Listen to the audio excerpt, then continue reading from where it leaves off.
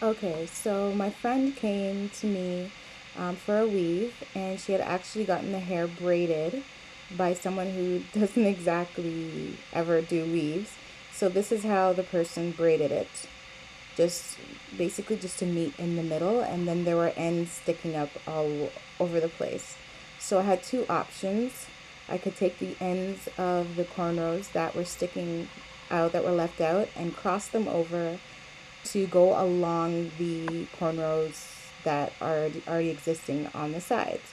Or I could do what was gonna be a lot easier, and that was to just take the ends and do an underhanded cornrow or underhanded French braid so that it's a flat braid. And then you take your needle and thread and you sew across it all over the place just to make sure that you tack it down. Right there is the bottom. You can see that you can't see any braids. Okay, so just basically, if you do have a bad braid up, you can make it work just as long as you know how to use the needle and thread to make a flat and level surface.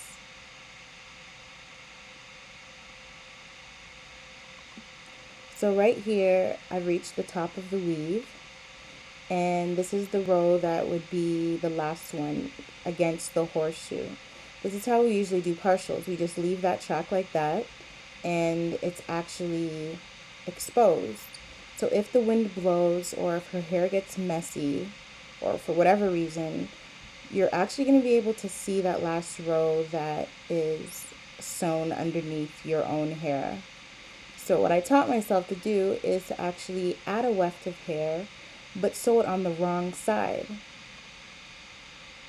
So you just take that row and you're just going to sew it to the last row that you're trying to disguise.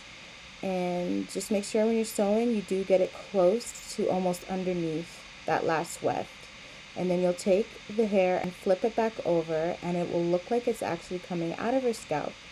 And it will disguise the weft that we're trying to hide.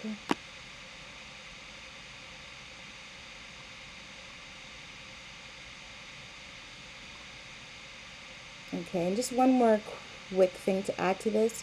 You're going to want to make sure to sew through the weft on these ones. You can usually just sew around the weft when you're doing a weave, but for this last one that you're going to flip over, you're going to want to go through the weft that you're going to flip, because if you don't, you're going to see gaps and or little spaces, and you'll see where the sewing took place.